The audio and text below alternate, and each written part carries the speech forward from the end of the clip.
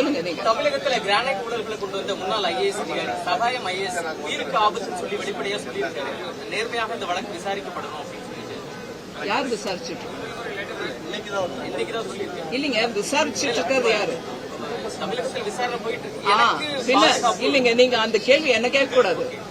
விசாரணை செய்ய ஒரு நிமிஷம் கேளுங்க. நான் என்னோட முறையில பதில் கொடுக்கறேன். விசாரணை செய்யறது தமிழ்நாட்டுல, விசாரிக்கப்படுவது ஒரு அதிகாரிய, இன்னும் 4-5 பேரை.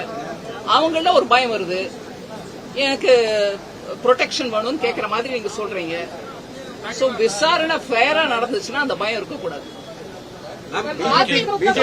கூட்டணி ஊழல் கூட்டணி, அந்த கூட்டணி தோல்வி கூட்டணி, கட்டாய கூட்டணி அப்படின்னு முதலமைச்சர் சட்டப்பேரவை உட்பட அவர் செல்லக்கூடிய இடங்கள்ல எல்லாம் வந்து சொல்லிட்டு இருக்காரு. அதே போல கூட்டணி கட்சியினரும் கூட விமர்சனம் பண்ணிட்டு இருக்காங்க. அதே கூட்டணியை பற்றி விமர்சிக்கிறதுக்கு முன்னாடி கோர்ட் மூலமா அமைச்சரா உட்கார்ந்து இருக்கிறவருங்கள கோர்ட் மூலமா கேள்வி கேட்டு பதவி விலக வேண்டிய நிர்பந்தம் யாருக்கு வந்துச்சு? எந்த கூட்டணிக்கு வந்துச்சு? திமுக கூட்டணிக்கு வந்துச்சா இல்ல வேற யாருக்கா வந்துச்சா?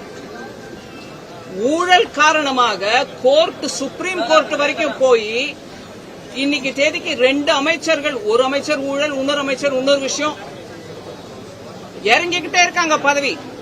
இல்ல கோர்ட் மூலமா கேள்வி கேட்டுட்டே இருக்காங்க. அப்பேற்பட்ட கூட்டணியை நடத்துற மாண்புமிகு அமைச்சர், முதலமைச்சர் அவர்கள் எங்க கூட்டணியை பத்தி பேசினா எனக்கு கொஞ்சம் என்ன புரியலைங்க. இது யார பத்தி பேசுறது? இங்கிலீஷ்ல சரி, இங்கிலீஷ்ல ஹூஸ் கோட்டிங் த பைபிள், நான் அந்த வார்த்தையை உபயோகிக்கல. எஸ் ஆரம்பிக்கும் இல்லீங்களா? நம்ம எல்லாருக்கும் புரியும். அந்த மாதிரி இருக்கிறது விவகாரம். உங்க கூட்டணியில ஆஃப் பண்ண வேண்டாம்ப்பா, நான் டிஎம்கே பத்தி சொல்றேன், வச்சுக்காங்க. உங்களுக்கு போனோம் செய்தி, உங்க தலையத்துக்கு போனோம். நீங்க கேமரா ஆஃப் பண்ணிட்டா உங்களுக்கு ஜாக்கிரதை. அவர் சொன்னார் பாருங்க, என்கொயரி நடந்துட்டு இருக்கு, எனக்கு ப்ரொடெக்ஷன் வேணும். உங்களுக்கு ப்ரொடெக்ஷனுக்கோசம் நீங்க ஆஃப் பண்ணிடாதீங்க. நீதி சேனல் மூலமா எப்படியா இருந்தாலும் போகும், வைங்க, ஆன்ல வைங்க. அதனால ஊழல் கூட்டணிக்காரங்க எங்க கூட்டணியை பத்தி பேசினா எனக்கு சிரிப்பு வருது. தொடர்ந்து கார்பரேட்டுகளுக்கு மட்டும் வரி சலுகை கொடுத்துக்கிட்டே இருக்காங்க அப்படின்ற ஒரு குற்றச்சாட்டு சொல்லிட்டே இருக்காங்க. உண்மையாகவே பிஜேபி கவர்மெண்ட் வந்ததுக்கு பிறகு கார்பரேட்டுகளுக்கான வரி சலுகை உயர்த்தி வழங்கப்படுதா, இல்ல என்ன கவுண்ட்ல தான் கொடுக்கப்படுது, இல்ல கொடுக்கவே இல்லையா, என்ன நடக்குது? ஏன் அந்த குற்றச்சாட்டை வச்சுக்கிட்டே இருக்காங்க?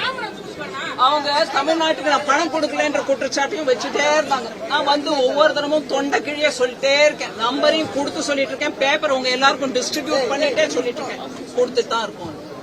அதனால அவங்க ஒவ்வொரு முறையும் ஒரு குற்றச்சாட்டை போட்டாங்கன்னா அது உண்மை இருந்து போடுறாங்கன்றத நீங்க முதல்ல உங்க மனசுல இருந்து அந்த எண்ணத்தை நீக்கிடுங்க. அவங்க போட்டுட்டே இருக்காங்க, அவ்வளவுதான். எந்த விதமான ஃபேவரும் எந்த கார்பரேட்டுக்கும் நாங்க செய்யல.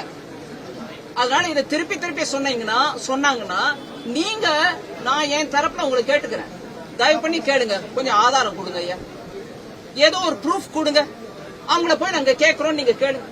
எந்த விதத்துல எந்த கார்பரேட்டுக்கு கொடுத்திருக்கு நான் கேட்கிறேன். 2வது, இன்னைக்கு நாட்டுல ஒரு பாலிசி மூலமாக இண்டஸ்ட்ரி நம்ம நாட்டுக்கு வரணும், முதலீடு நம்ம நாட்டுக்கு வரணும்னு பண்ணிட்டு இருக்கையில தமிழ்நாடு கூட தான் முதலீடு வருது. இங்கே வந்து கார்பரேட் வைக்கிறாங்க பிசினஸ். இவங்க ஏதாவது கொடுத்திருக்காங்களா அவங்களுக்கு? அதனாலதான் வருதா?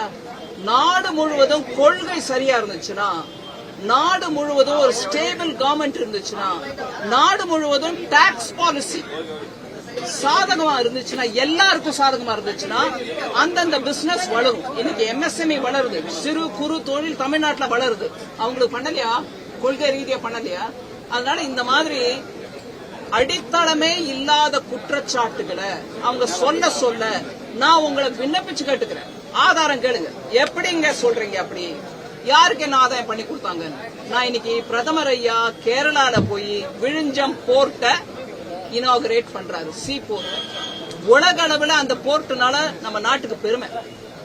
ஆனா இத்தனை நாளா சொல்லிட்டு இருந்தவங்க யாரு? அடானி சொல்லிட்டே இருந்தாங்க. இன்னைக்கு அந்த அடானி மூலமா தான் அந்த போர்ட் வந்திருக்கு. அதை கொடுத்தது யாரு அடானிக்கு? காங்கிரஸ்காரங்க. காங்கிரஸ் தோழமையில இருக்கக்கூடிய திமுக இங்க ஆட்சியில இருக்குது. இந்த கேள்வியை முதல்ல கேளுங்க. காங்கிரஸ் உம்மன் சண்டி அவர் இன்னைக்கு இல்ல, அவர் மறைந்த தலைவர். நான் அதனால அவர் பேர் எடுக்கிறதுக்கு என்ன மன்னிச்சுக்காங்க.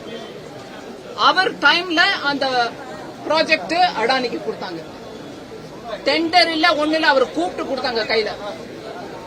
அப்படி செஞ்ச காங்கிரஸ் இன்னைக்கு தமிழ்நாட்டில் உட்கார்ந்துட்டு இருக்கும் போது கூட்டணியில இந்த மாதிரி கார்பரேட் கொடுத்துட்டேன்னா அது கார்பரேட் கொடுத்ததா இல்லையா கேளுங்க. பின்ன